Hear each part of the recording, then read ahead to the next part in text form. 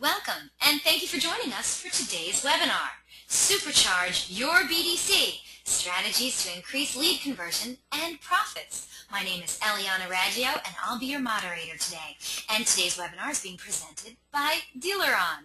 And for anyone who isn't familiar with DEALERUN, well, we're an award-winning website development company and digital agency, best known for our search engine optimization, best-in-class customer service, and our award-winning websites. DEALERUN was named the top-rated website provider by Driving Sales in 2012 and 2013, and DEALERUN customers were winners of the Spring and Fall 2012 Digital Dealer Website Excellence Awards, including the highly coveted overall winner. And recently at NADA, DEALERUN also received the Best in Show Award for website design from Dealer Marketing Magazine. DEALERUN is so committed to lead conversion, optimization, and customer service that we're the only company in the industry to offer a money-back lead guarantee program. So, does your website company guarantee you leads? Well, then maybe you should check us out at DEALERUN.com. DEALERUN is also going to be at the upcoming Digital Dealer Convention in Orlando. So if you're going to be there, well, we want to see you. Come to booth 407. The Digital Dealer Conference and Expo is a great conference. It always is. It's May 7th, 8th, and 9th at the Rose and Shingle Creek in Orlando. And I'm going to be there, and I would love to meet you. So please come out and check out the speaking sessions from some members of the DEALERUN executive team. And we're also going to be giving away some cool prizes and surprises, and we are also going to be broadcasting live from the Digital Dealer Convention in Orlando on Thursday, May 9th. More details will be coming at you soon, so if you can't make it out to Orlando, well then I hope to see you all on our webinar on May 9th. It is going to be spectacular. And we have a great show in store for you today. We are very, very pleased to have Cory Mosley as our presenter today. Cory Mosley is president and founder of Mosley Automotive Training, a nationally recognized automotive training and consulting company that focuses on internet sales, new school sales, and marketing strategies to profitably attract and retain customers. Before opening Mosley Automotive, Cory spent over 15 years in dealership positions on the sales floor, in the BDC, as an internet director, and as a GSM.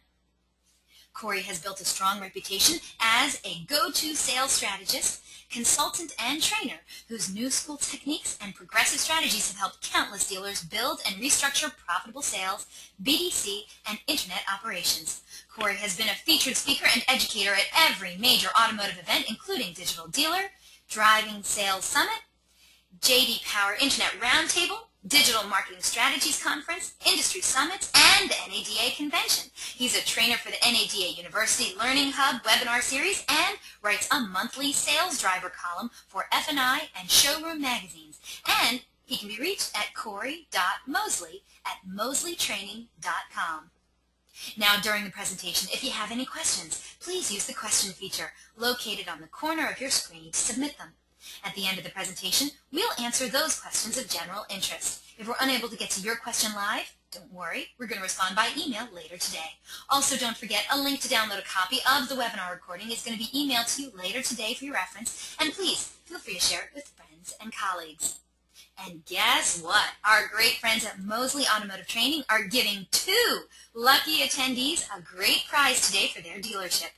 2 of you out there is going to be receiving a free 30-minute video coaching strategy session with Cory Mosley himself. That is 2 chances to win. This prize is valued at $250, and all you have to do is stay tuned for details after Cory's presentation, and you could be walking away with this totally cool prize today. Also, at the conclusion of the webinar, you're going to receive a short survey. Please fill it out because we're always looking for great feedback from our audience. And today we're going to randomly select a couple of people from all the completed surveys to also win some Google prizes. So let's get started. Let's learn how to supercharge your BDC. Cory Mosley, how the heck are you today? Well, I'm exhausted. Well, I hope not, because we have an hour full of great presentation from you, and I'm so excited. And for you people out there in webinar land, you may or may not know this, but I have been hunting down Mr. Mosley for the better part of 9 months to try and get him on my webinar. Finally, a hole in his schedule magically, and then I just jumped right on in there. I'm like, hey, April 18th, you, me, together, webinar. And so here we are today. Very, very excited to hear from you, Cory, today. And I don't think you could have picked a better topic. I think this is something that every dealership is interested in. So some dealerships have BDCs, and they want to know how they can make it even better. So what are we going to be learning about today? Thank you. And I love I love your version of the story. I think it was more like cornered me and smashed the schedule in my face and you're said, not, chill you're out. not talking about the figure 4 leg lock I put on you or anything, or the sleeper hold, right? Exactly. So I do want to thank everybody for chiming in today. I know we've got a great audience and a ton of people still coming on the call nationally. So I want to take time and thank you for spending this time with me. I know we're trying to sell cars. I know we're in that middle of the month and the tide's turning, and it's time to start that end-of-month push that we all do there. So I want to thank you for your time this afternoon.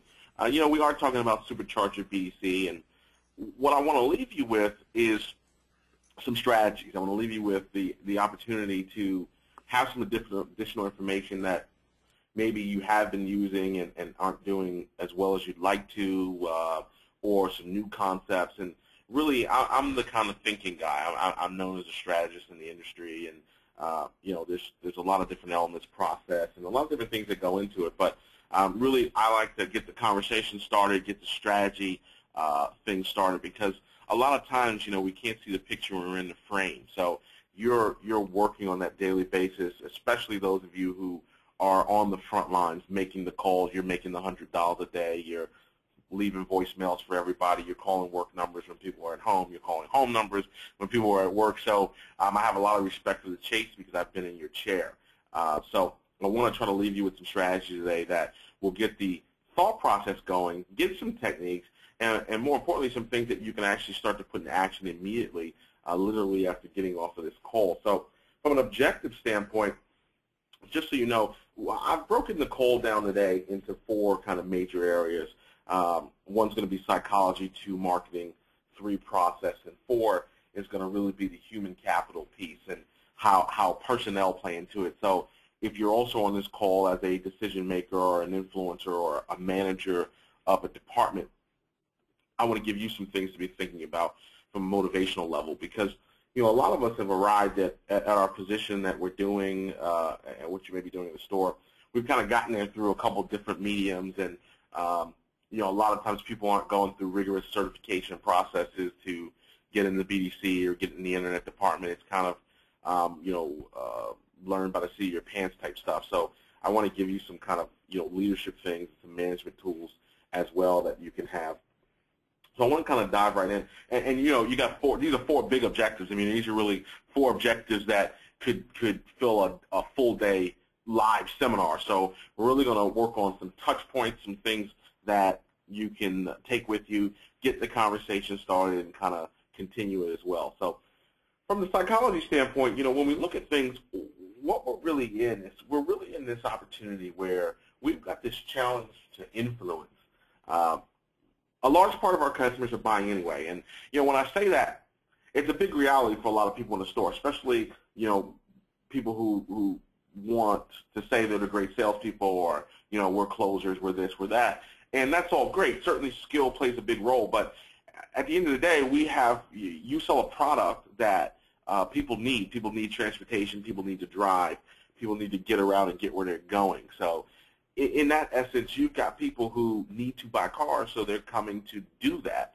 You have high retention customers. So, if you're Toyota or Lexus, some of the brands that have high, especially Lexus that has over 60% retention, brand retention, you've got people who are on their 4th ES.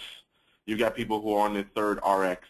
So really, we're facilitating the transaction more than closing anybody. So really what we're after at the end of the day is we're after the influence factor. We're after a scenario where we can work to try to create separation as a matter of process, because what we have is customers who typically choose a car, choose a dealership, and then I say get stuck with you because you're really not involved in that process. So if you're in a BDC department, a lead comes in. If you're a round robin store, it hits your desk and you start working it. If you're selling start to finish, it's the same process. Somebody goes on your website, they go to a third party, the lead comes in, you start to work it. So you don't really have a decision-making. In my live events, I kind of line up, and I say it's not like, a lead comes in or a customer comes in your store, and all salespeople are paged to the showroom, and you kind of line up and, are fixing your tie and your shirt, and, the customer gets to scan around and pick who they want to do business with. So we have to be working in this kind of influence point and make that our goal, because they have a lot of options. If you look at your marketplace, look in the last 5 years what's happened with all brands. They're really all big gainers in the quality area, design. Most manufacturers have some great designs coming out. They have more reliable vehicles. They've got all the toys in them. So it's not like 10 or 15 years ago where there's this clear disparity between vehicles. I sold Kias in the late 90s, and just even talking about a 98 or 99 Kia, we're setting somebody's check engine light off, just having that conversation right now. Because you had a scenario back then where, you closed the door too hard, the check engine light. You rolled the windows up too fast, the check engine light went off. Really? So, I've never had a Kia, but are you serious? Yeah, I'm very serious. So we just set somebody's Cephia off. For anybody on the line that sold Kias back in the day, somebody's Cephia's check engine light's going off. But, same thing with Hyundai. There was a time when, if you were driving a Hyundai Excel back in the 90s, you went up a hill, you prayed that Briggs & Stratton motor, that lawnmower engine they put in the car, was going to make it up to the top of the hill. So that was just the way it is. Now, fast forward, here we go 10 years. Look at Hyundai today. Look at Kia today. There were Toyota dealers that used to laugh about the fact that there was a Kia dealer across the street from them. Now they're terrified. So, regardless of what you're selling right now, you're in a good position. Chances are you've got fresh product, you've got a lot of tech, and you've got, redesigns going on. So now it's competitive. And now we're talking about, used to be you can put up a new facility and then use that as an advantage to convert people. But if you're a Honda dealer, a Toyota dealer in this call, if you're an Audi dealer in this call, even General Motors now with the brand standards changing, you see all these new facilities going up. Now what do you got? So it's this continued evolution to try to grow to attract people and convert. So we got to get in the mindset and turn on our kind of creative mindset, how we can start to separate ourselves in the transaction. So, and when we get down to that, there's really 4.5 ways. There's 4.5 elements to creating a deal. So I want to talk a little bit about that so you can have a core landscape to look at. What are we looking at? We're talking about, number one, separation, which we just mentioned. Number two is the communications that are going out from the store, the branding that's associated with the store. Number four is the value propositioning. So what is in it for them? I meet with managers and dealers across the country, and I remember having 13 GMs from a large dealer group in the country, and I said to them, why should somebody buy a car from your dealership? And, I got all these generic answers, these answers that everybody says, oh, well, we're family owned and operated, or, we've got 7 acres of property, or, we're the #1 dealer in the area. This is the only business where everybody can be #1. So everybody can put up a billboard that says they're #1 on each side of the expressway. But, we all know that if Coke put up a billboard, I happen to be doing this call from Detroit right now, if Coke put up a billboard in Detroit that said more people in Detroit drink Coke than Pepsi, and they didn't have the data to back it up, Pepsi would be suing them right away. But, in our business, we can all be #1. So that dilutes your ability to do it. Nobody says to a customer, well, only 88.7% of our customers liked us last month, right? We don't engage that way. So when we look at what our value is, we have to start to extract things like that. Oh, well, Cory won the President's Award. So, and that's great for the history of your dealership, but in all the exit surveys and conversations we've had with customers as they're purchasing a vehicle or they're exiting the dealership from purchase, I've never heard one in 9 years of running this company. I've never heard one tell me, well, you know what, Cory, I tell you, the thing that really did it for me, pushed this thing over the edge, was that President's Award that they won. So we've got to start thinking about, how everybody kind of connects to that and what the factors are. And the point 5, which, this is its own topic down the line, so maybe Eliana will lock me up on doing another one of these where we can talk about where we can talk about influence. But influence is going to be a huge kind of point because we're in an age of authenticity. we're in this age now where we're going for simple. You see it in designs. I'm sure many of you on the call are DEALERUN customers, and if not, you probably are looking into it. It should be. But you're seeing a new simplicity in marketing, a new simplicity in design, in features. Cars.com, we were just in a kind of private session that they do with a couple high-level consultants every quarter or a couple times a year, and they shared that they reduced the links on their website from the study groups. They reduced 50% of the links that were on their homepage based on consumer feedback. So they made a huge simplification of what their site looks like on the homepage based around consumer feedback, and it's designed to kind of do everything as a 1, 2, 3-step process. So we need to start thinking about that as well, because a lot of you, if you've been in the business 5, 10 years on this call, you probably come from an era of our job is to be chameleons. Our job is to just mirror the customer, and oh, they love fishing, we love fishing too, and that was how we were going to kind of build rapport.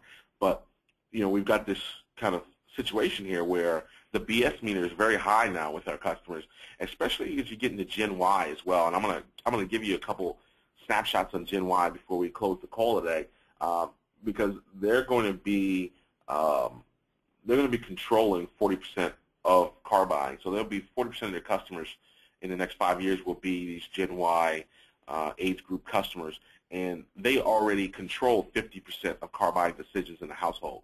So if there's a 16-year-old, 17-year-old, 18-year-old in the household right now, and you're selling to the parents, 50% of that decision and influence factor is being made by that teenager. So remember that when salespeople are working with families on the floor and they're kind of catering to the husband, or we've always have a lot of training on female customers and women customers and how to appropriately approach them and sell them. So now it's one step further. If you've got a husband and a wife there and a teenager, then you need to be all-inclusive across the board. Even though that teenager's not signed on the dotted line, they're a 50% influencer. So, that's a psychology thing, and that's an approach thing, and that's one of these things that I'd like you to take a look at, because when we look at psychology as a whole, when we look at the base kind of what we consider to be the success cycle, what we're kind of looking at here is this idea of what's the potential, what action are they taking, how does that relate to the results, and that all connects to your belief and attitude. So the belief and attitude going in drives the potential, drives the action, drives the results. Why does this matter? Well, this matters because, especially in the Internet and BDC department, where we probably agree on this call, unfortunately I can't see you, but we all would agree by facial expression, for all of you listening, that this is a monotonous job. The idea of working 300 leads, 500 leads, 1,000 leads, 2,000 leads or more is a monotonous job. Making the phone calls, trying to get callbacks, trying to drive appointments, trying to be price competitive. There's a lot going on here. So if you're going into the game, especially if you've got if you're running a department, you've got new staff that are on the call, or if you're new to the Internet or BDC, setting the right expectations and understanding sales cycles and understanding how sales cycles differ from Internet to showroom, let's say. This kind of 45 to 90-day idea where a lot of us are doing 7 days worth of hard follow-up, and then we kind of taper off there. This is an opportunity for us to grow. So if you can control your expectations and control your attitude about your approach, that's going to help propel you basically through the rest of this process. Because to create separation, it takes a couple different driving pieces. We have something called the Me+3 rule that we base on, and that's just based on the fact that you don't have a captive audience. So we can all agree with that, but one of the things we have to do is connect with the fact that we have to take action based on that principle. So there's at least three. So Me+3 is it's you plus a minimum of 3 other dealers that are in the mix. Now, you may sell Toyotas. I'm not necessarily saying they're shopping every Toyota dealer in town, because there's actually a lot of statistics that show that's not the case, depending on where you're kind of located. But if you're a Toyota dealer, they are looking at Hondas. They are looking at Hyundai's, chances are. They are looking at some of the Motor City products that happen to be in Detroit. They are looking at some of the GM products and the Chrysler product. So they're doing that. So you don't have a captive audience. Why does this matter?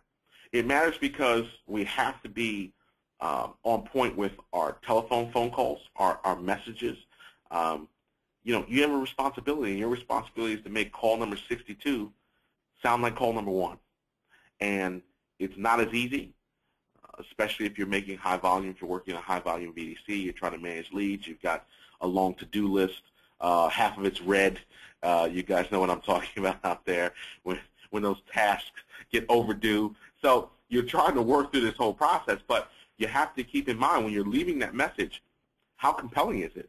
Because there's chances are there's 2 or 3 other messages from other dealers, and we're all battling for the same thing, the ability to sell the car. So I want everybody to focus on that. The second thing that we look at is what we call the law of diminishing returns. And simply put, unless you would agree, unless you're going to write into Eliana right now and say the majority of our customers are first-time buyers, which, of course, we know they're not, unless you believe that, then we have to also believe then that many of your customers have seen this movie before. So they've had the experience. They've been, if I could you, would you. They've been, what would it take to earn your business. They've heard the come on down. They've heard about the wholesaler that's going to give them top dollar for their trade. They've been through that process. So you've got a responsibility now more than ever to try to shift the tide and get them going in a direction by communicating differently. And one big part of that is going to be how we're communicating with our words. Word choice is huge. A lot of people don't talk about word choice. Most people don't. It's one of the things we talk heavily about because it's those words that can dictate what somebody hears or what they don't hear. I'm going to give you a quick example of that in just a second. Finally, I talked about, or next to finally, I talked about the idea of authenticity and getting back to being authentic. Be who you are, be who you're going to be because everybody else is taken. So don't think that you're going to get an advantage with the customers. There's a way to approach rapport building that doesn't mean being inauthentic. And we want to get back to an authentic approach so people can sense that and they can respond to it. And it really gives you a much better opportunity to sell. And the last thing, connecting. The idea of the connection. We're trying to build the connection. We're trying to build rapport, which we've heard before, but not artificial rapport. We're trying to build the idea that they get connected to us. Many of you have had customers that have said things like, gee, we really liked you, but we felt like we owed it to the other person because we talked to them first. Or, yeah, we did like you, we ended up buying there, but, we're going to send all our friends to you. Not very helpful, right, when you think about it. I used to love the, invoice, let's half a whole back deals where the customer was telling me about all the referrals they were going to send me. And I said, don't threaten me, sir. Don't threaten me with those referrals. In fact, I don't want you to tell anybody where you got this car with that kind of deal, sir. So we have these scenarios where it's not all about rapport, and that's the problem that we were taught. We were just taught about, people buy something they like and this type of thing, but it's really more to that because at the end of the day, we do more out of obligation or a feeling of obligation or a feeling of connection than we do just based on like. We do plenty of things, I'm sure. You do plenty of things on a daily basis because you have to, not necessarily because you want to. So I want everybody to just kind of keep that in mind. As we talk about words, so I usually like to break this out, but in the in keeping with the fact that we have these screen delays, I'm just giving them to you all at once. But words can be huge. So two great examples that I love to use are the example of global warming, which basically, when you think about global warming, people have a lot of different terminologies. In live events, I'll get hand raisers. Oh, Al Gore, or I think of the hoax. I think of, the polar bears. I kind of walk around when I think about it. I think about, we're going to be walking down the street one day and the ozone layer is just going to open up and the sun's just going to burn us all up to a crisp. It's pretty scary. But we knew the concept of global warming, if you look at it as a word, was a pretty scary thing. It meant different things to different people. So it's amazing the jobs people have out there. And there's really people whose job is to create words. So they went to this guy, his name's Dr. Frank Lutz, and they said, hey, this global warming thing is kind of scaring people, and, we need kind of a softer word. So he came back and created the word climate change. And you'll become observant of this if you haven't, as you look at media or listen to media, whatever you're into, Fox, CNN, NBC, you will start to hear about the term climate change, or you'll hear that's a new term. So what they've done is they've taken that term that people had negative reaction to, and they created a softer approach. So when I say climate change to you, you don't think of death and destruction and polar bears and the melting ice caps and all this stuff. You kind of just think about the seasons. That's how simple a change in word choice can kind of be. It connects or disconnects you to other emotional areas in your thinking. Same thing with things like iPhones or technology. So iPhone people especially, when the first iPhone came out in '07, I guess it was, they coined the phrase early adopter to make people feel good about the fact that they were spending $600 for a phone, which was unprecedented, and the fact that they were just lining up with lines wrapped around the building. Because in our minds, being considered an early adopter was a lot better than a crazy person who stood in line for a $600 phone. And that was the logic that they used to basically say, here's a way for them to feel good about the decisions that they're making. So, hey, I'm not a crazy person who stood in line for $600 phone. I'm an early adopter, buddy. Don't be jealous. So that became the method under which they would approach it. And we can do these things with all different types of kind of scenarios here. You can do this with your word tracks. You can do this when you're trying to make appointments. You know, I want you to get away from words that carry negative to the customer. I want you to get away from words like come in or come on down. And we've all said this at some point in time. To us, it's natural. Trying to make an appointment in the BDC, oh, when would be a good time for you to come in? You know, it's a natural thing to say. It's nothing negative about it. It's not like you're cursing at the customer, but it's what they hear through their filter once they get the information. So saying come in, come on down, that creates negative energy in the customer's brain, basically. It's really scientific, right? So from a psychological standpoint, that creates negatives because they start to think about the other emotions that go along with coming into a car dealership. Remember, they've probably done this before, and hopefully they didn't have a bad experience in the previous times, but what if they did?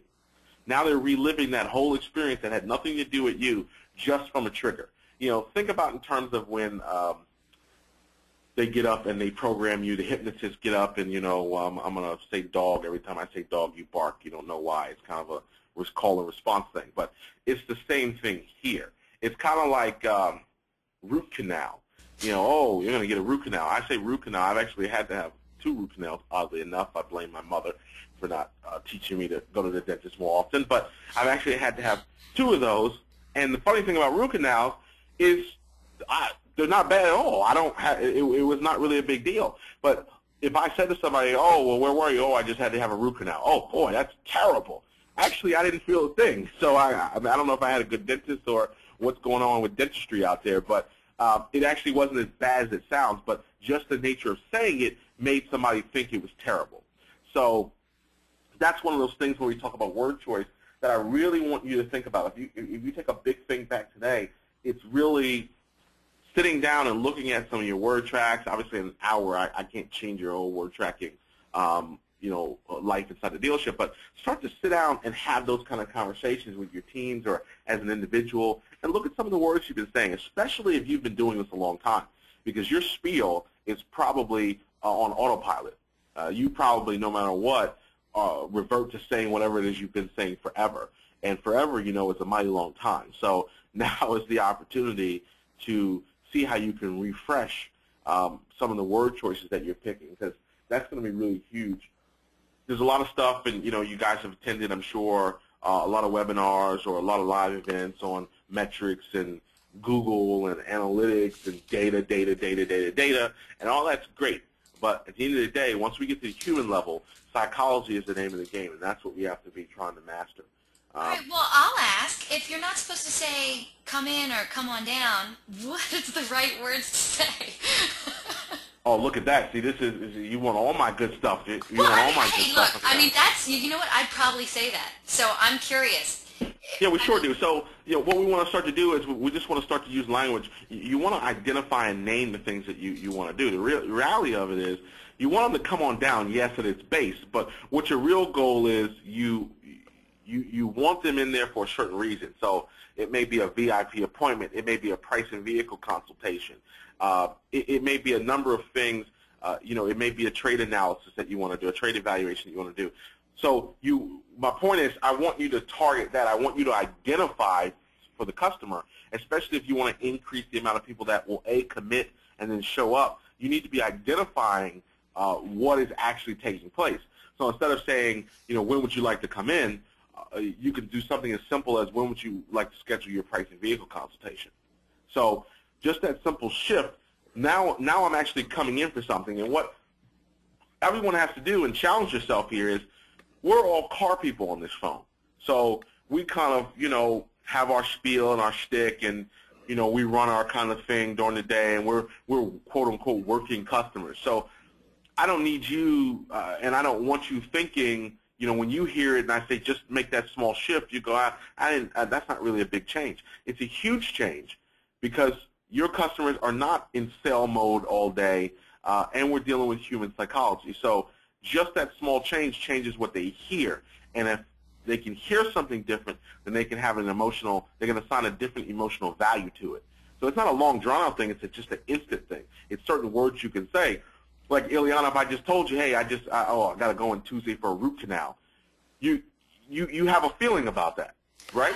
I've never had a root canal, but I've heard it's pretty painful and uncomfortable. Yeah. See, exactly. So if I was saying that to you, you'd go, oh, man, sorry to hear that. But I've had two, and it's no problem. So that's the reality. So in that event, you don't know, but you still have a stake in how it makes you feel or what you think about it. Doesn't matter if you're right or wrong. Same thing with a customer. So they bought a car 29 months ago, 30 months ago. They've got a few months left on their lease. They're starting to look at their options.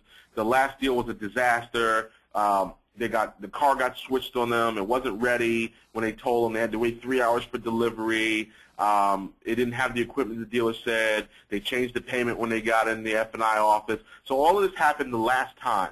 And now I'm on the phone and I'm saying, oh, when's it time for you to come on down? See, they start to think about what happened the last time they came on down. And then that's the sets problem. in. Right. So I want to disconnect from that language.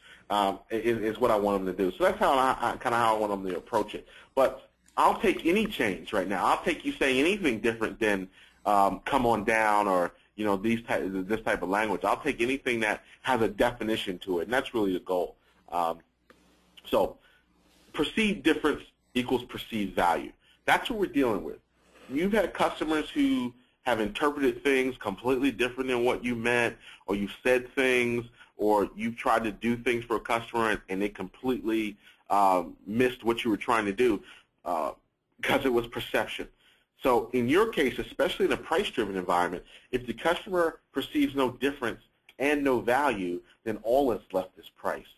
So I want to be clear on my philosophy about pricing because a lot of times you have people who are militant about it, whether they say, hey, Corey, we don't get into pricing, that's something that needs to be done here, and if they want to get a good, they want to get the best price from us, and they're going to need to come in to do that, and so we do this whole dance to avoid pricing. And then we have the flip side of it. We have the dealers that just say, yeah, great, we blast up that price right away and get it to them. So there's different schools of thought, but let me be clear on my philosophy. My philosophy is not if you should price, it's how you go about doing it.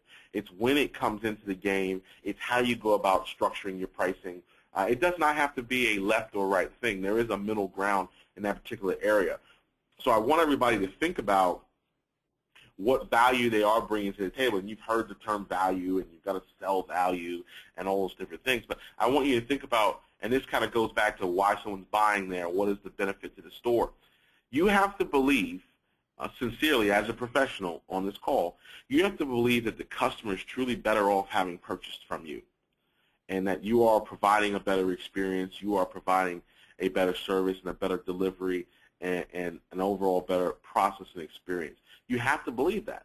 And if you don't believe that, if you can't believe that, you have to look at, especially for my managers that are on the call, my influencers on the call, you have to look at why your staff doesn't believe it or why you don't believe it and what's standing in the way, because fixing that may be a huge a huge opportunity to create some gains. We do something in the store called Breakthrough, and we do that for sales teams when there's a disconnect between maybe TOing and handoffing and handoffs in the store and that type of thing. And we start to interview every salesperson individually as a group, the manager separate, and we drill down to look at what the common themes across the issues are, and that gives us kind of a master template on how to start to fix the issue. So it's the same thing here. You've got to believe that, and you've got to look at where the value becomes, because it's easy for them to be, as we call them, internet tough guys, the people that hide behind a computer and run you ragged through email and everything. It's easy to do that because they have no connection. So what you have to try to do is you have to try to get to the value. They have to not just look at you as a dealer, as a commodity, and kind of approach it that way. Because when it comes to value, ultimately there's three truths about value. You can never have too much, you can never offer too much, and you can never give away too much. So think about the nature of what you're on today. So our business for the past 9 years is training, is consulting, is bringing word traction, training, and strategies to dealerships, not for profit, not for profit. Yet we're on a call today, and we're spending an hour today where we're giving away a lot of strategies and a lot of techniques and a lot of things that we're doing. I'm not afraid of it. I'm not afraid to give you this information. This doesn't now change our business. This doesn't mean now no one needs us to do anything because we're doing a free webinar. So, because you can never have too much. I can never give you enough value. I can never give away too much value. The coaching calls we're going to give away, these different things. There's a place for all of this stuff. So I want you guys to start to think about that too, from the perspective of your store. When we talk about strategy for creating that value, you got to be strong on the product knowledge and the presentation, especially in the BDC. How can you not know? How can a customer be calling you, talking to you about packages and equipment and trim levels that you're not familiar with? And you're the front line, especially in the store. Or if you're taking the incoming sales call, I'm not sure if we have that inventory. Let me check. Can you hold on? And they're on hold for 5 minutes. Or we've got to call them back because we don't know what's happening. Those are the areas, and when we talk about the 4 cornerstones of phone communication, these are going to be huge things in terms of taking value. It's not about ultimately what we can just give away, but it's also about the perception that they have of us. Are we valuable to them? Are you true, what we call SMEs? Are you true subject matter experts in what you're talking about? So want to work to do that. Want to do something that I call create a follow-up relevancy book. That's really an opportunity where you're creating what you can possibly say to follow up. A lot of times follow-up breaks down because we run out of things to do or say or this type of thing. We say, okay, well, I've called the guy 3 times and left a message and he won't call me back. What else can I say? I told him about specials. I told him about this. So what you want to try to do is you want to just try to document several key things you can talk about, whether that be new car incentives, whether that be new inventory, limited edition vehicles, manufacturer incentives, any incentives you're doing particularly at your store, any in-store programs that you're doing, any accolades of the vehicle, simply calling someone to say, Mr. Jones, I know you were in 2 weeks ago on the new Sienna. I'm sure you're aware of this, but it did just get a 5-star crash test rating from the National Highway Traffic and Safety Institute, and I know safety was something that was important to your family, so I wanted to take a few minutes to share it with you. Guess what? I can get all the information I need from a follow-up without, and guess what I didn't have to do? I didn't have to go, hey, Mr. Jones, this is Cory calling from ABC Toyota. Just call the follow-up, see if we can earn your business. So I didn't have to make that generic sales call. I made a call where I gave him value first, and their natural response to obviously thanking me for giving me the information is to then tell me where they are. That's just a natural thing. Oh, well, thank you, Cory, for giving me a call, and I actually wasn't aware of that. By the way, we were just thinking about you, or we were just thinking about the car, or some things you might not want to hear. Yeah, I do appreciate the call, but, we ended up getting the Odyssey. So I don't want to hear that, but guess what? I'm making 70, 80, 90 calls a day. I've got a huge to-do list. And if a customer is out of the market and I've lost an opportunity, well, I want to know that too. So I'm not e-blasting everybody. I'm not just continuing to call and call and call looking for follow-up. I'm going to take that information in. So that's one of the reasons why I want to have kind of mapping out so you're not just by the seat of your pants with the follow-up. Also look for ways that you can break away from what everyone's doing. You know, it kind of grinds my ears like nails on a chalkboard where when, you know, the dealers are, well, who else is doing this? You know, what other dealers are on this program? Or whatever dealers, well, you know, what are these dealers doing over here or doing over there? Or what are our competitors doing? Because I don't want you to be in the focus of just trying to do that, because what you're doing, you're trying to play catch up then at that point. If they were doing something that you're not doing, now you're trying to catch up. You know, let's look for other directions. Let's look for new things that you guys can do or ways that you can possibly try to innovate. Not just, oh, well, they're giving away oil changes, now we're going to give away oil changes. Because all you did was equalize. You didn't create separation for growth. You just evened out the playing field, let's say, instead of getting any type of competitive advantage. So, you know, when we talk about why buys, also, why am I buying from the store? You know, why do I want to do that? Why would I want to do that? And when we get to marketing shortly, I'm going to touch on that as an example, but that's going to be one of the things we want to look at as to why somebody should be buying from the store. Taking away family ownership, taking away how many acres of inventory you have, taking away how many cars in stock, taking away that you're #1, taking away that you won the President's Award. So stripping all that stuff out and getting to more relevant content from the customer, or for the customer, I should say. So, you know, it's an ABC approach. And no, I'm not talking about Glengarry Glen Ross, where we should always be closing. I'm talking about always be connecting, consulting, conversing, creating, communicating, capturing, and contributing. You want to always be in that mode of service. So I don't want you to keep, you know, we have a tendency, and we were trained, because I was trained the same way, we were trained to think like hunters. We're hunting for a new deal. We're trying to close something. We're trying to close somebody. And in this age of simplicity, in this age of authenticity, in this age of transparency, I want you to think about being more givers. And I know it sounds very holistic, and, well, Corey, you know, we're over here in New York, and it's dog eat dog, and that's how we got to go. And I get it. And, you know, we've worked with dealers from east to west.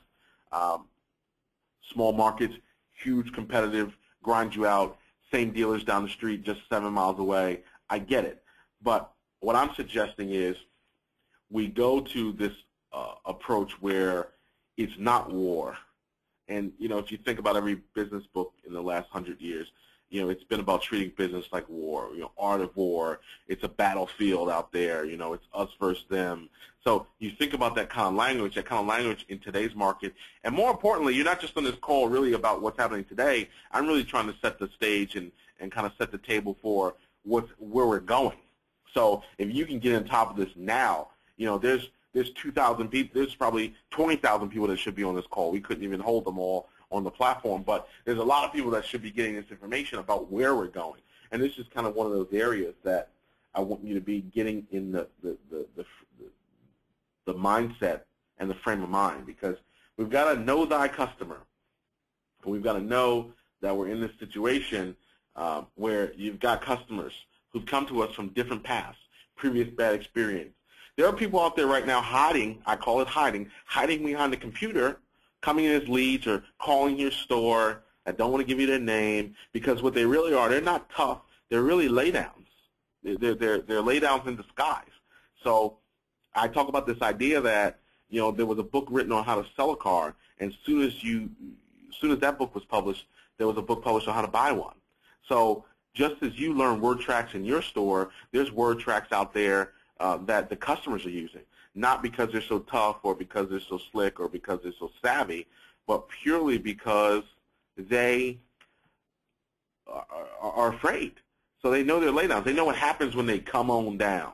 So they know you're going to use the husband against the wife against the husband, you know, convince the kids that they don't need to get back in that 8-year-old model minivan. They need to get the new one, and we're going to sit them in an Xbox and bring them some crayons. And we're going to create this environment in the store. If you're doing a good job in your stores, you're going to do all that stuff, and they end up buying, and they know. So they do everything they can to get as comfortable as they can or get as much done without having to just commit right away because they end up laying down and in their minds paying too much and all these other things that happen in the process. But these are people who, some of them, yes, want to be in control. There are people who are very busy. There are people who live an internet lifestyle. I mean, Eliana joked about how long it took to get me to commit to the webinar.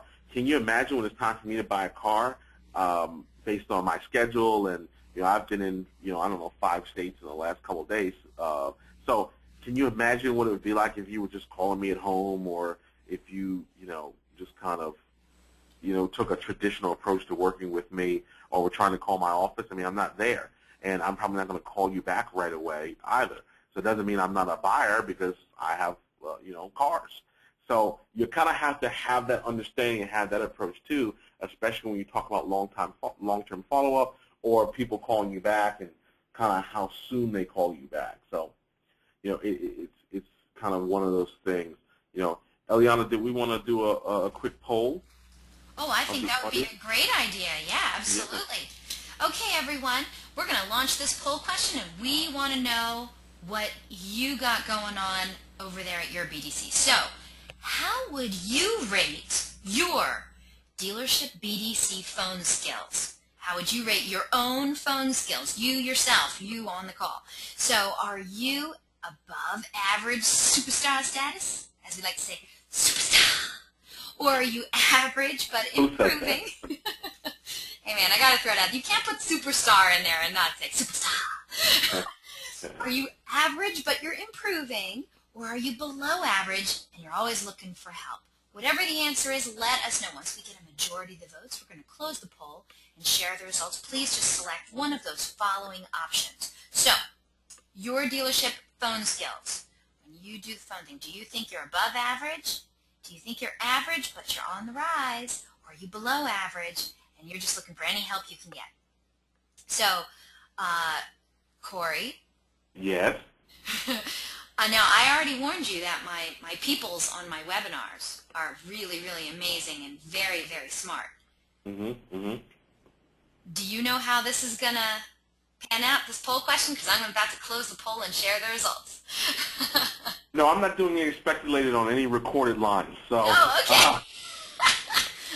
You heard so that. my guesses can be held against me later. I'll pass. No speculation from Mr. Mosley today.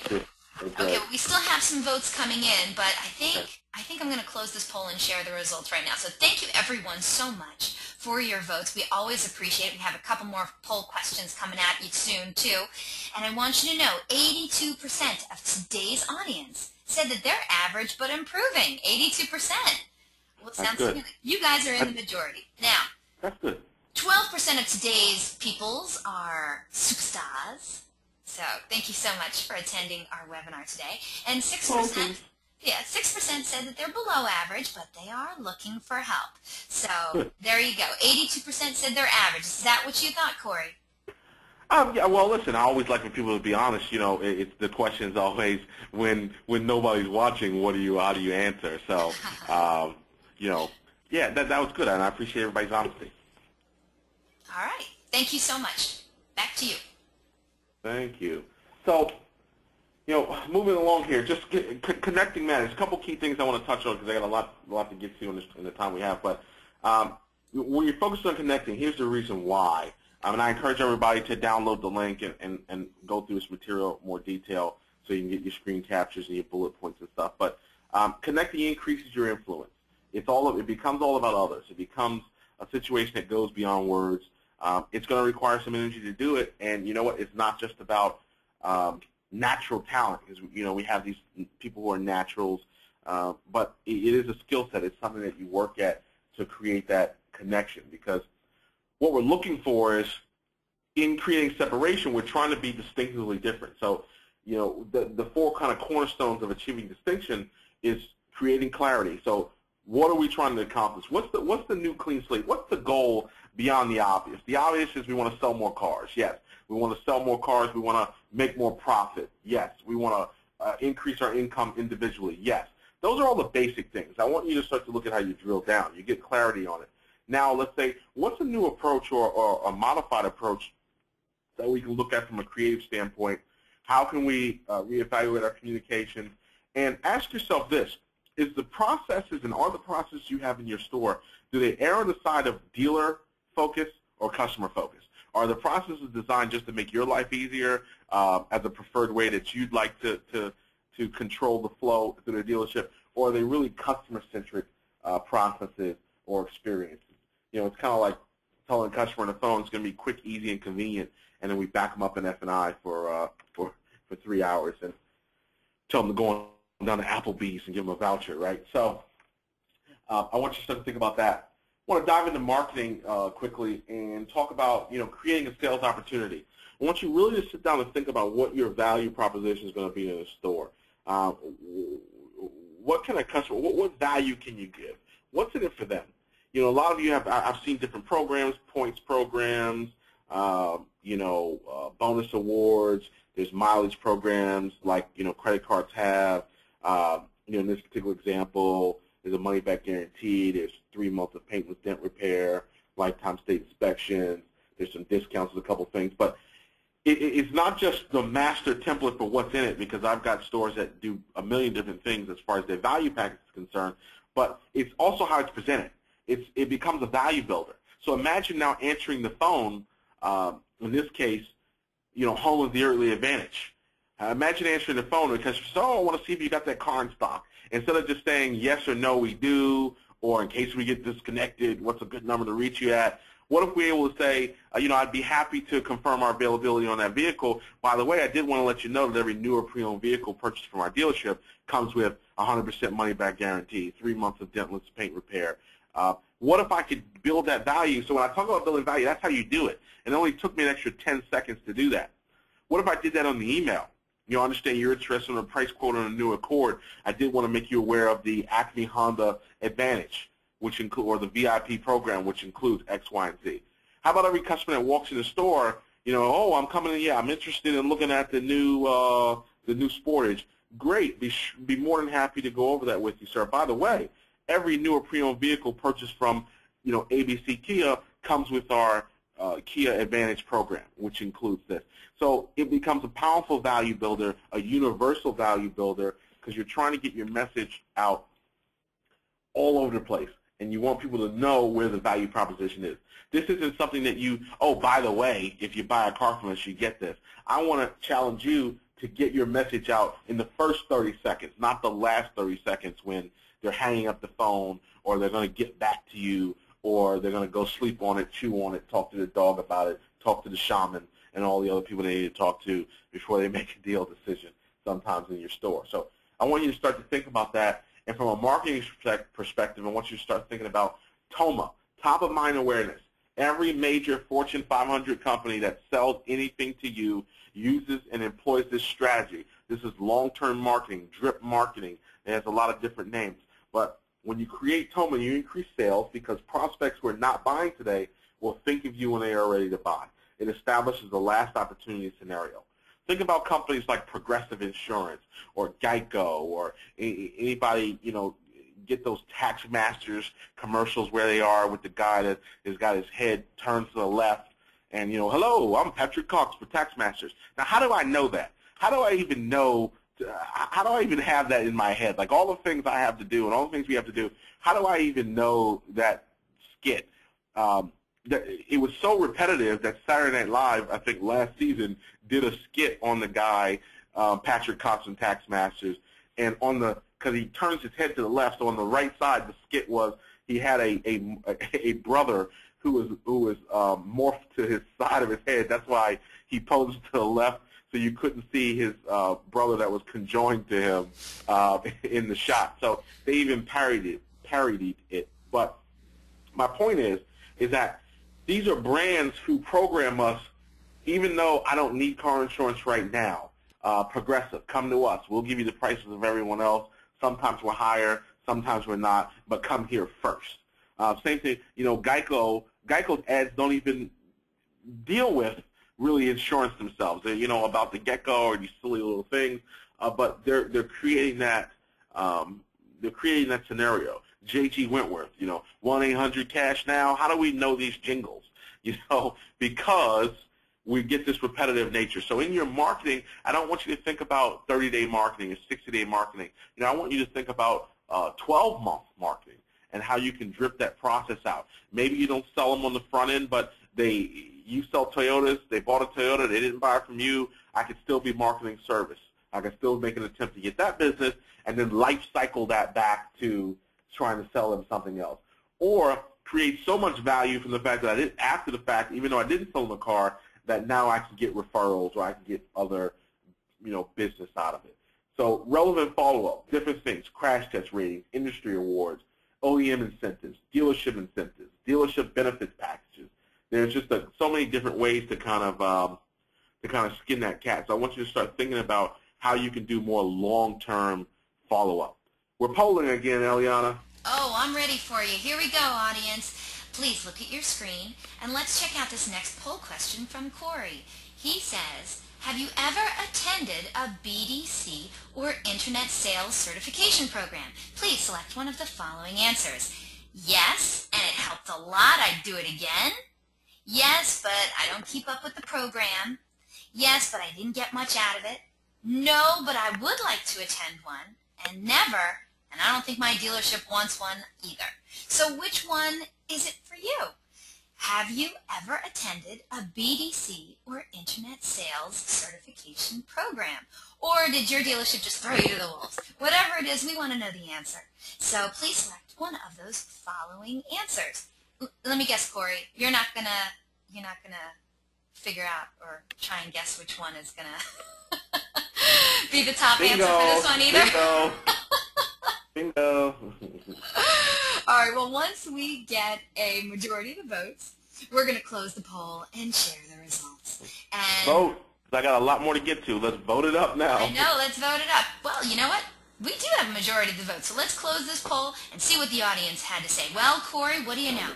55% of today's audience, 55% said no, but I would like to attend one. That's pretty good. Now, 26% of today's audience, so more than a quarter, said yes, and it helped a lot, and I would do it again. Only 6% said yes, but I don't keep up with the program. 4% said yes, but I didn't get much out of it. And 9% said never, and I don't think my dealership wants one either. So, Cory, what did you think of that? I'm happy to see we've got 55% of the market we can market to after this call, of the people on the call. But I think, I think again, appreciating the honesty, and certainly content plays a lot of role in what you retain for the smaller percentages. And I have to say shame, if you work in an environment where you're not getting support. Steve Jobs said it best. He said, "You can't mandate productivity. It's an organization's responsibility to give their people the tools they need to be successful." So I hope certainly participating in things like this, you can at least get on the path to trying to get more out of it. So I wanted to share with you a couple key points on Gen Y really quick. I'm not going to spend a ton of time on this, but again, we'll take a look at the recording. But Gen Y, you need to just be aware of them. Typically born between 78 and 2000, close to 84 million of them. Known as millennials, tweens, teens, 20-somethings. They're considered tastemakers. They won't be sold. They want to be seen, known, and respected. Comments from consumers drive their thinking, not reviewers or professional reviewers. That's what drives the decision-making. 26% of American adults now are Gen Y. This is not on the slide, but again, they will be 40% of your buyers in the next 5 years or so, 5 to 10 years. The demo is diverse, less than 2/3 white, over 25% raised in single-parent households. I don't know what that means, but just giving you a broad scope as far as the data is concerned, according to Pew Research Center for People and Press survey. But reaching them, you want to target the influencers. They are the influencers. Infiltrate the inner circle. Build a street team. What I mean by that is connect with causes that they're involved with. If you've got teenagers in your household, ask them how are they spending their time. Are they volunteering for stuff? What are they into? Figure out if it's video game, whatever it may be. Figure out a way to get engaged and wedge yourself into their environment, whether it's through sponsorship or awareness or aligning yourself. Look at different technology ways if you're not doing mobile marketing or text marketing. They surveyed the incoming freshman class of University of California, Berkeley, and they found that over 78% of them didn't even use email. Instant messaging and text messaging was the primary focus there. So, this is one of those things you got to stay on your toes. You got to keep up, with the trend. So, a little bit about Gen Y. There's a lot more details out there, but keep your eye on that as a growing thing. Eliana, that could be another thing that we end up doing a full deal on too. So, yeah, I'm sure you'll market me. But I keep this thing. This thing is actually old. This thing you're looking at real quick. It's like 6 years old, but I kept it forever because it gives the best example I've ever seen of lack of common sense when it comes to a marketing approach. We get so lost and caught up in getting the message out, and it's a whole lot of stuff going on here. Big discounts. We got hot dogs. We got a tent sale. We're having a cookout, inventory reduction, all the buzzwords, certified, pre-owned, huge selection, 77 down, 77 a month. We got all the hooks in there, right? In stock, ready to move. But what's missing from this screenshot here? The one thing that is missing from this screenshot is where is the deal? This was an email that we actually got on a mystery shop. Where's the dealership? Where do I go? What's the name of the dealership? What's the name of the dealership? Where are they located? Is there a telephone number to call in? Nothing. This is an actual email template that somebody sent out, and they probably thought this was great. They probably put a lot of effort into this, and they designed it, and they moved it in, and let's promote everything in there. And they sent it out, and I have no idea from this marketing piece who the dealership is. So I'm saying that to say common sense has to still be the flavor of the day. So don't overcomplicate some of the things that you're doing from a marketing perspective. We gotta think about that. It makes me laugh every time I see it. And I kept it, and I just said, I got to keep this forever. So it'll be 2017, and I'll still be showing this to talk about common sense. But process. I want to give you a quick 3-step deal. You'll want to look at changing any process you have in your store.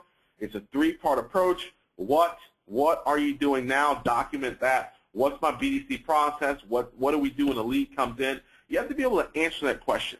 And it's amazing. I'll put 3 different people in a room that are in BDCs, and I'll say, what's the process? And I'll get 3 different answers. I'll put a BDC manager, a general sales manager, and an owner in a room separately, and I'll ask them what the process is. I'll get 3 different answers. So you got to document that. What am I doing? Why am I doing it? This is a breakthrough point. Why do you do it the way you do it? And you'd be surprised, overwhelmingly, the #1 answer I get is because that's the way we've always done it. So I don't know where it came from. I don't know where the process came from, but this is what they told me to do, and this is what they were doing, and this is the way we've always done it. Terrible answer, but great opportunity. So there's a great opportunity now to say to yourself, is there a better way? The neat thing about where we are in the marketplace is that we know a couple things. We know that there's a better opportunity, and that opportunity can be found. There's nothing that's not available on the internet. There's nothing that's available as a free resource like this, articles. There's plenty of publications in our industry. There's plenty of events to attend to, and there's plenty of companies who, for profit, help create strategies in the store. So there's this wealth of opportunity to say you don't have to accept a poor closing ratio, or you don't have to accept any of this stuff if you're not happy with the results you're getting. It doesn't have to end there. It doesn't have to be that simple. You can, get some more answers or try some different things differently or look at some different techniques. So I want you to keep that in mind. Phone skills. 4 pieces to the puzzle. You have these pieces of the puzzle, you'll have a tight situation. So those big stats that we saw, 82% average but improving, you want to improve, close the gap in these 4 areas. Confidence, competence, credibility, and congruence. If you're not confident on the phone, you're dead to a customer. If they deem you're not competent, you're dead to a customer. If they don't think you're credible, you're dead to a customer. And the 4C, congruence, a little word off the beaten path, but essentially the point I'm trying to make, because it was a C word. So the point we're trying to make is we want everything to flow together. You shouldn't be all over the place in your conversation with a customer. One thing's out of whack, it tears the whole tree up. So you start a conversation lacking confidence, they will think you don't know what you're talking about and think you're incompetent, which means you have no credibility, which means anything you're trying to say will not flow. You see how it all just kind of goes together there. So you want to strengthen that core. If you have a strong core, people will listen to you, and you can take easier control, which is not a bad word, but in terms of a flow of creating appointments or driving a customer in the direction you want them to go, you'll be able to do that much, much better from a credibility standpoint if you have those 4 things in order. I want to give you 2 checklists, and then I want to go into human capital, and then we'll take a couple questions because we'll be right where we need to be. Because I'm taking that 6-minute intro that Eliana did. I'm taking that as my time. So, phone checklist. Couple things. You want to have points of control. So you want to know what happens if.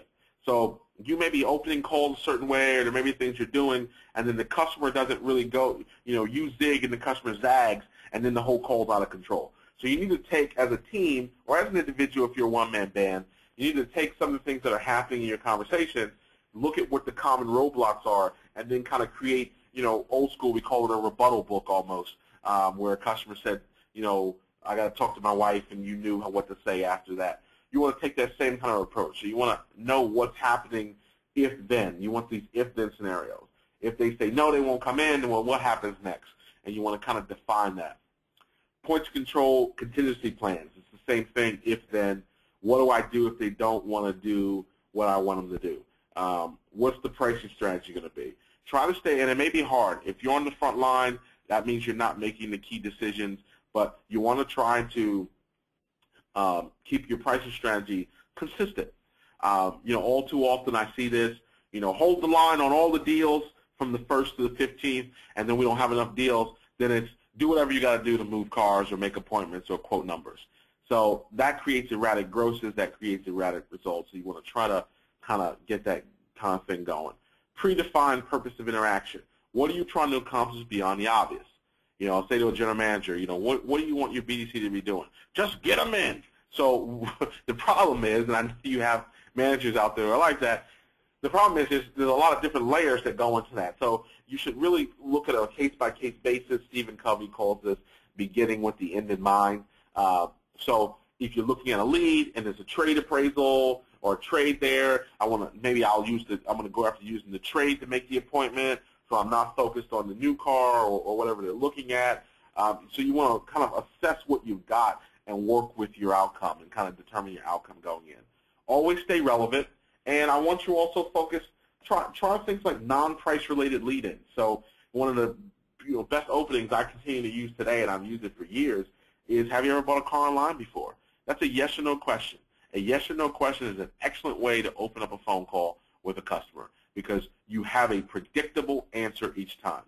Most people don't go, maybe, I don't really know. That's not really a legitimate answer or a normal answer.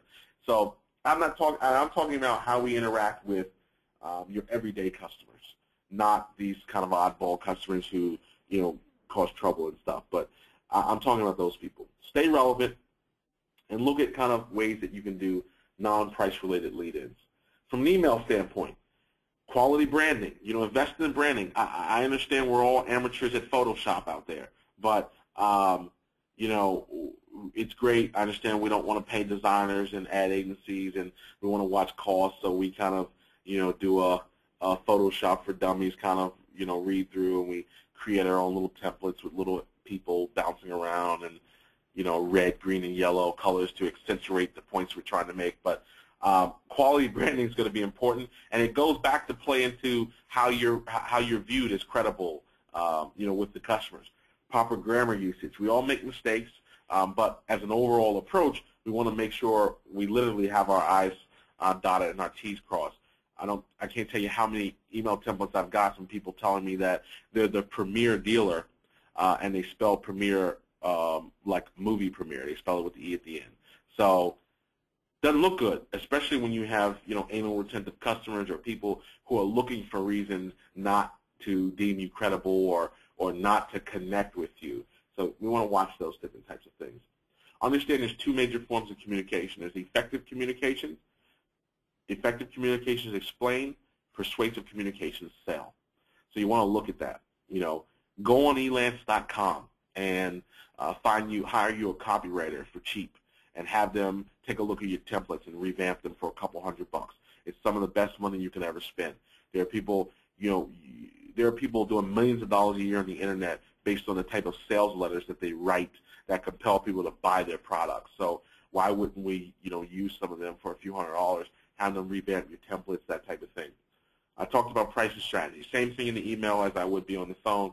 Same thing as far as relevancy, and same thing as far as having a direction of what you're trying to do.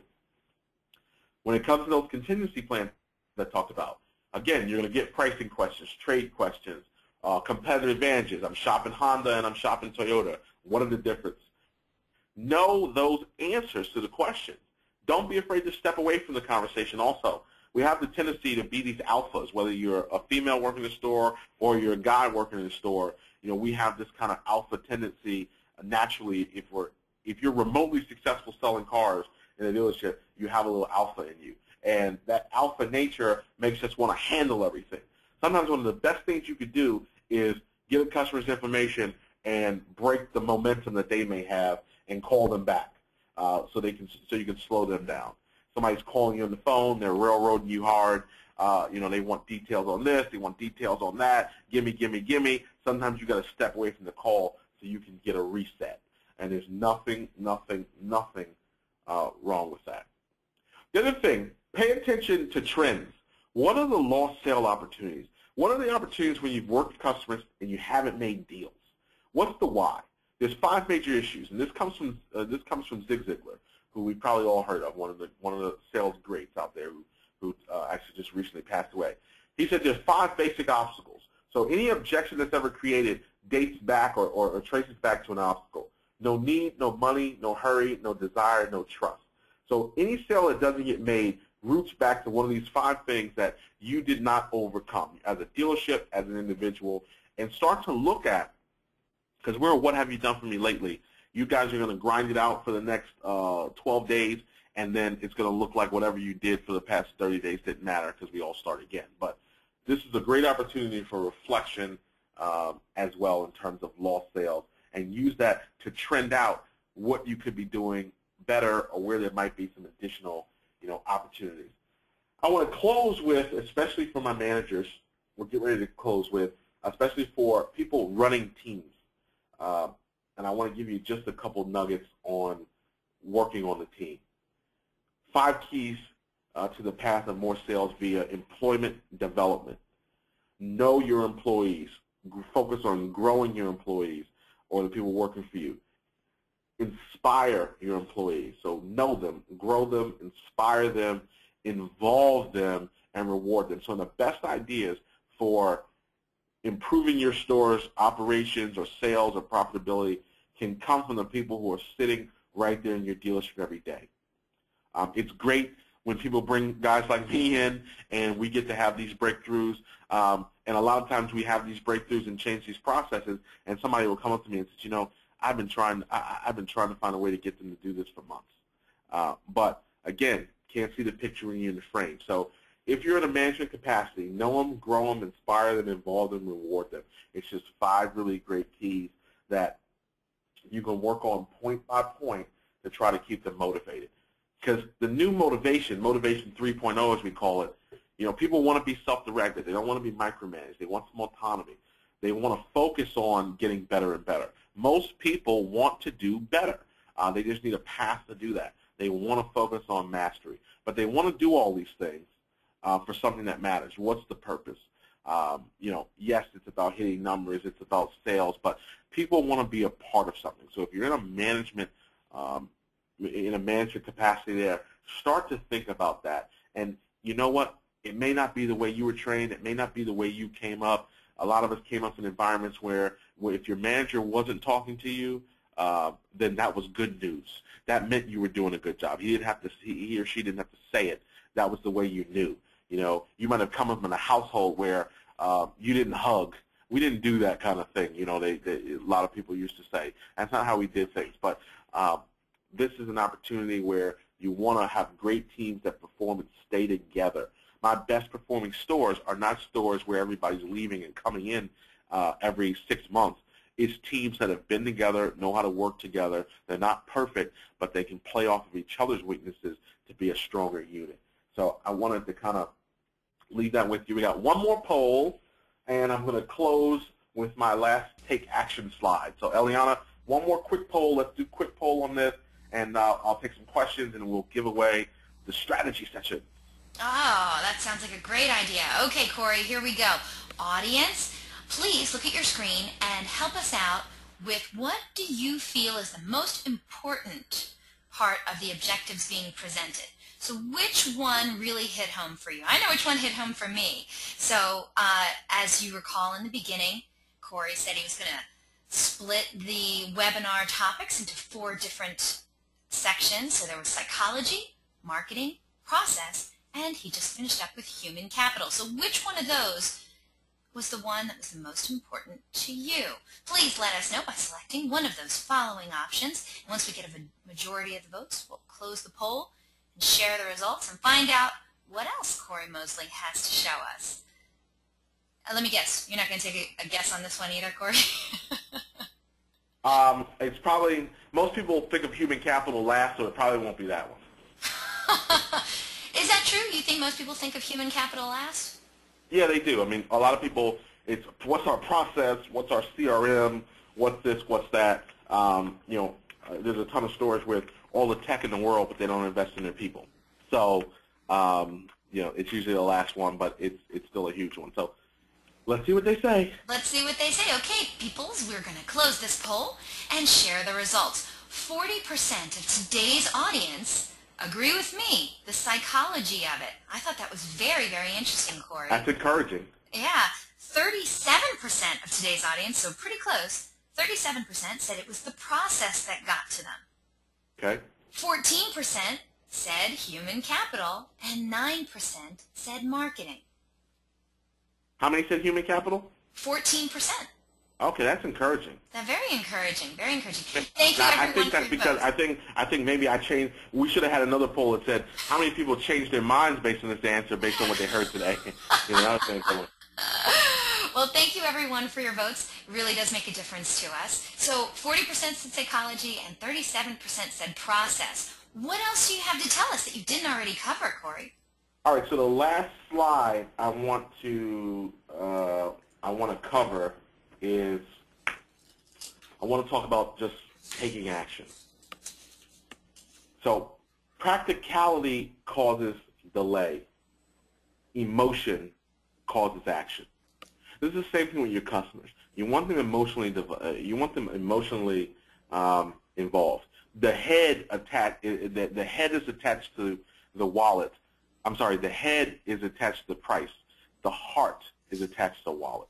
So I want you to be thinking about that from the perspective of your customers, and I also want you to be thinking about that from what you're going to do now. Don't say, hey, there was some great stuff here. We really should do something about it, and then don't do anything about it. Or, hey, we should really have a great conversation about this. Let's put a meeting, with the managers on the books for 2 weeks from now after we close the month. Don't do that. Emotion causes action. If you're excited, hopefully you're excited. Maybe you've recharged. Maybe you've heard something that is starting the wheels of motion. Take some action on it. Understand that your impact ultimately will drive your income. Average performers plan what to say. Top performers plan what to ask. Your questions will drive this deal. Eliminate or differentiate from your competition. Don't focus on playing catch-up. And understand, we found our typo there, you can't mandate productivity. I talked about that, Steve Jobs' quote. So if you're a decision maker, a check signer, an approver, an influencer on here, reassess. Make sure you're giving tools. Make sure you're giving your people everything they want, or everything I should say they need. We could empty out the dealerships' coffers, giving them everything they want, but everything that they need to be successful. And focus on the presentation. The whole presentation matters. The approach that you're taking with the customers, that whole thing, all runs together. Eliana? Cory, thank you so much. That was great. Boy, you really jam-packed that hour with a lot of information. Now I'm exhausted. Yeah, good. I wanted to give it back to you.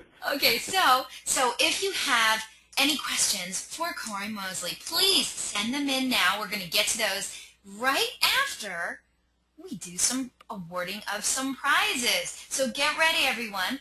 If you missed it at the beginning of the webinar, I announced that our good friends at Mosley Automotive Training are giving 2 lucky attendees great prize for their dealerships. So you are going to receive a free 30-minute video coaching strategy with Cory Mosley himself.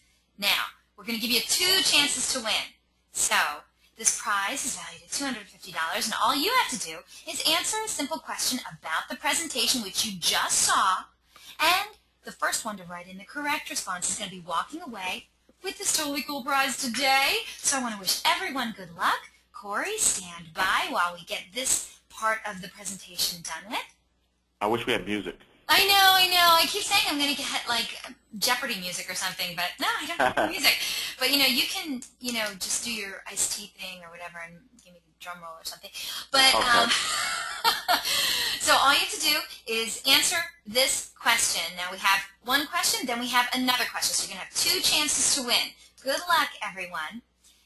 Get in front of your keyboards. Here we go.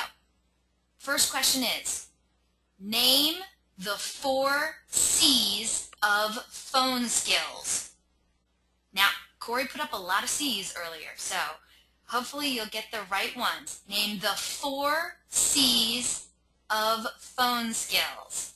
No, we want all 4 of them, not just one. Ooh, I think we have I bet you they thought this was going to be easy. Wait. I think we have a winner. Let me just double check. Really? That quick? Yeah, really fast, huh? I think we have a winner.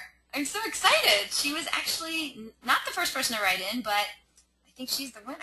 The first correct person to write in? I'm looking. Okay. Kat Flynn, you are our winner. Kat Flynn had the correct 4. Confidence, credibility, competence, and congruence. And you know what? She spelled congruence right. So I was going to ask you, did she spell it right? She spelled everything right. Good job, Kat Flynn. Congratulations. Kat, write into me and tell me what dealership you're from so I can give you a proper congratulations. Yes, the answer was confidence, credibility, competence, and congruence. Congratulations, Kat Flynn. She's from Bud's, Chevrolet, Cadillac, Buick, and GNC. Oh, she's in Canada, Cory. Oh, okay. Hey, we're going there. Hey, we're going to do a strategy session. Yeah.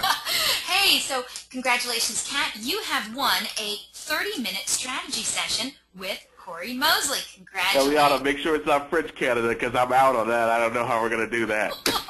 Okay, my voulez-vous is not very good. She said sweet. No, not French, LOL. So there you go. Cory, you're out of the woods on that one. Okay, guess what, everyone?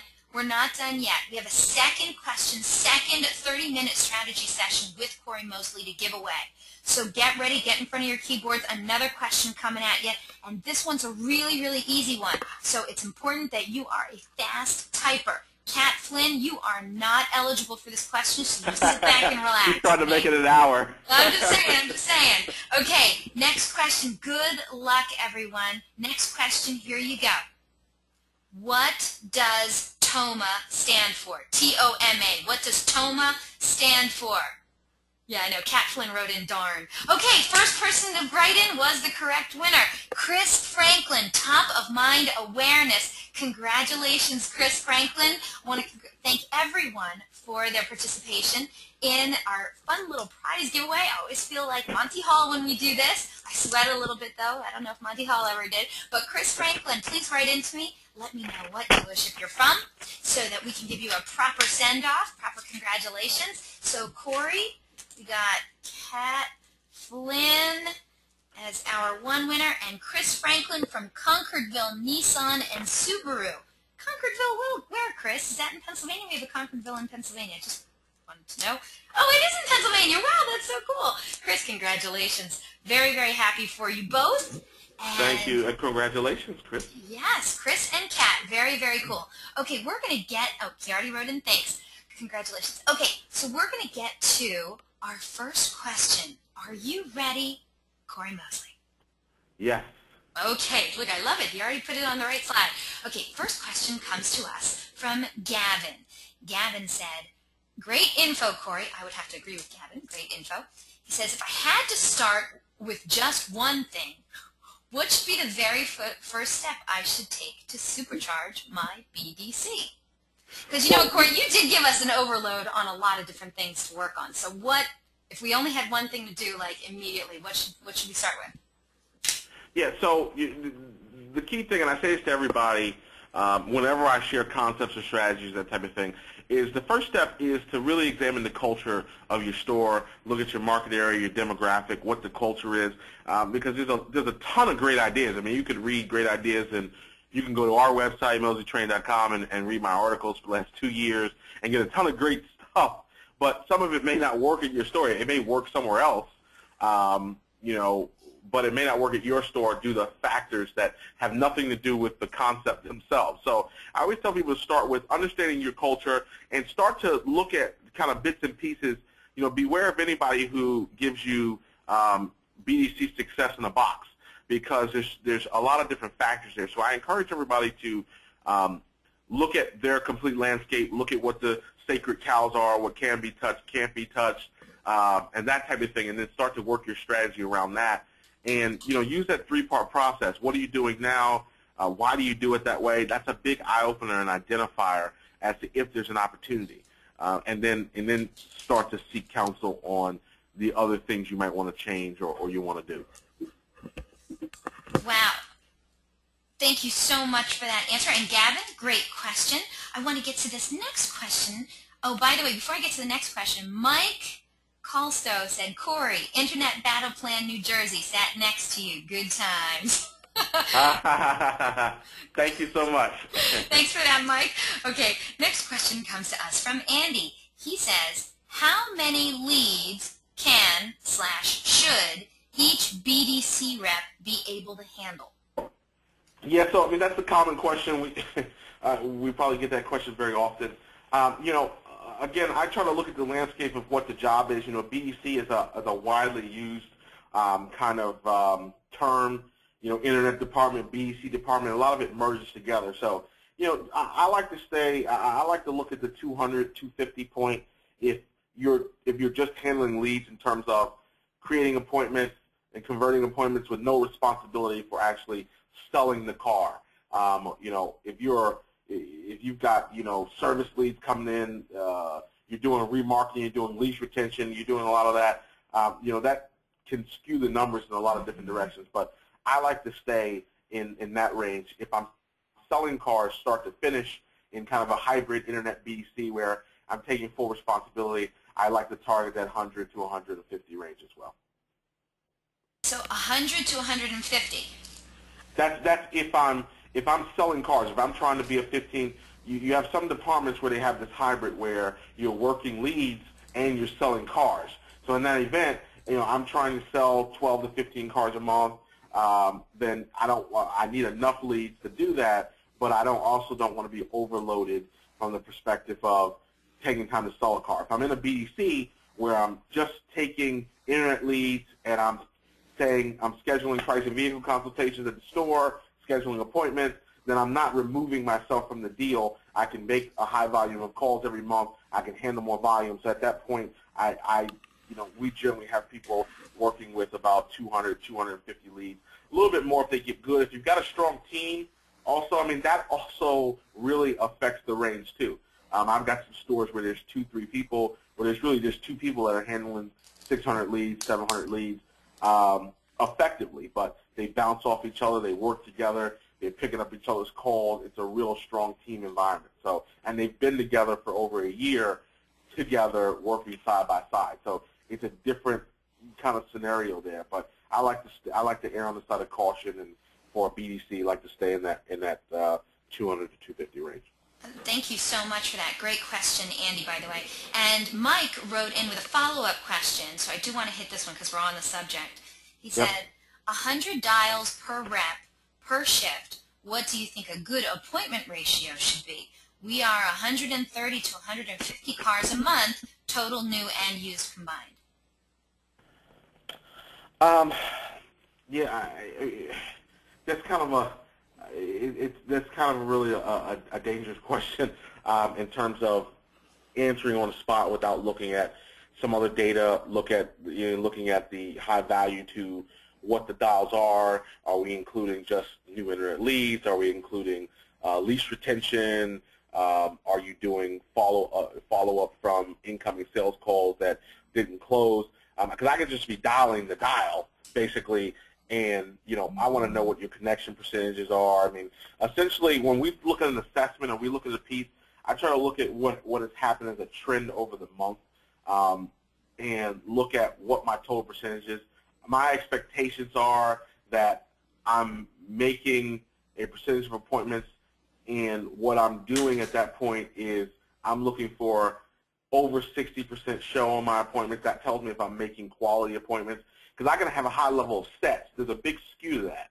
There's this big idea that I could be getting dry commitments on appointments. I could be getting wish appointments, which are, well, Mr. Jones, you know what, if you were going to come in, you know, what would typically be, you know, the best opportunity? Oh, well, you know, if I came in, it would be Saturday. Well, you're normally better in the morning or the afternoon. Oh, it would probably be around 12. So I'm just going to put you down tentatively so I can have this high number of set appointments. That's the danger of targeting a statistic like that. I can have this high number of set, but am I getting over 60% of those customers? Are they actually showing for the appointment?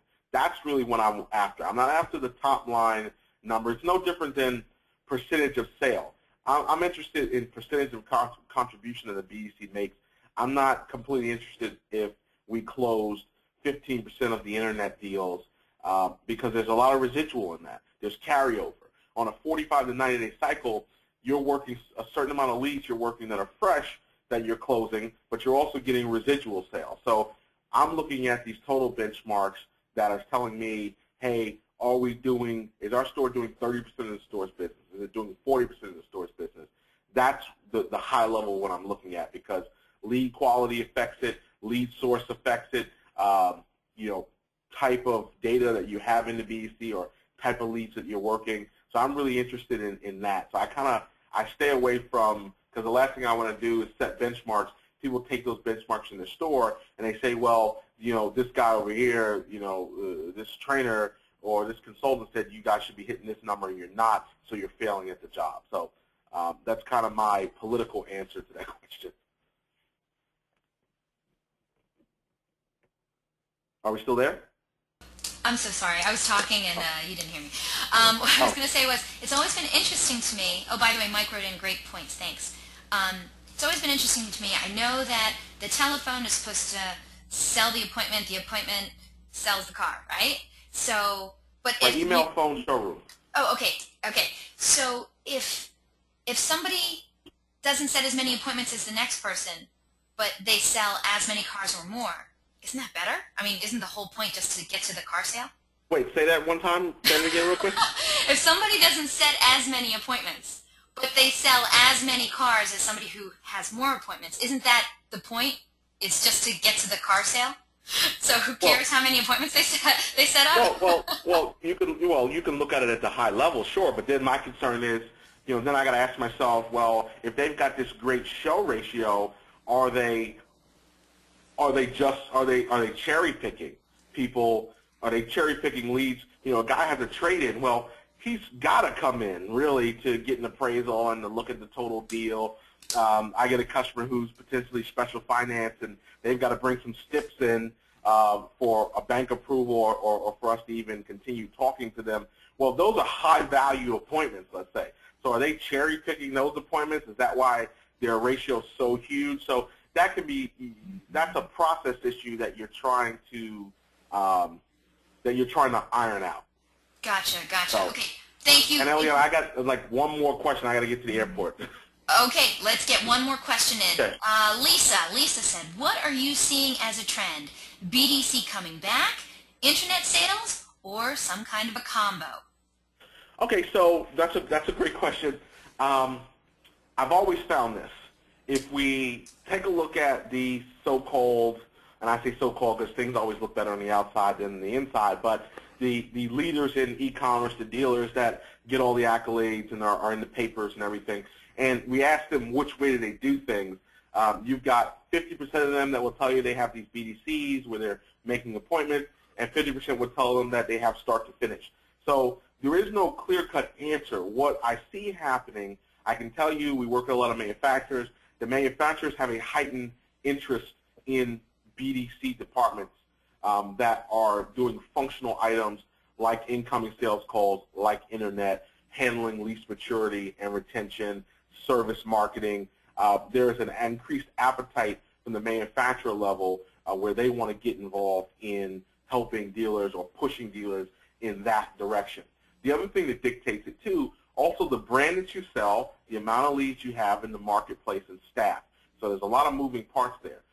Statistically, we found that highline customers have a tougher time from a customer service level or a happiness factor with the turnover in the BDC, meaning somebody made the appointment but now somebody else is waiting on them, and that kind of disconnect can create some unease with certain highline customers. So we find that's a key area where maybe not so much in a Toyota store or a Honda store where it's a kind of a different demographic of buyers. So that's one thing to consider. Your demo is one thing, demographic is one thing to consider. If you've got a dealership where the showroom guys are starving for ups, you know, one of the most positive things you can do is ramp up in the BDC because they're not getting the walk-in traffic. So to go put in a start-to-finish internet department where you've got guys struggling to sell 7 to 8 cars on your floor and put in a department where you're getting 200 leads, 300 leads, and guys are selling 15, 20 cars may not be the best way to boost morale and the overall attitude in the dealership. So that could be a great opportunity to put in a working BDC where they're helping create the opportunities, and these guys can do what maybe they were trained to do, and that's sell face-to-face. So you got that's why I always start with culture. So we go in and assess a store, I look at culture, I look at market area, I look at brand, and then we make those decisions. Should there be a hybrid? We have stores where we've completely phased out the BDC. As much as I hate to say it, and they probably don't sell as many cars as they should, but the definition of success for the dealer is being met. So in his mind, financially, as a line item, the cars he's selling, the gross profit, there's other things that align for him that say that the way he's doing it is the right investment. Thank you so much for that, Cory. Great presentation. Lisa, thank you for the question. I know you have to go, but let me just finish wrapping this thing up.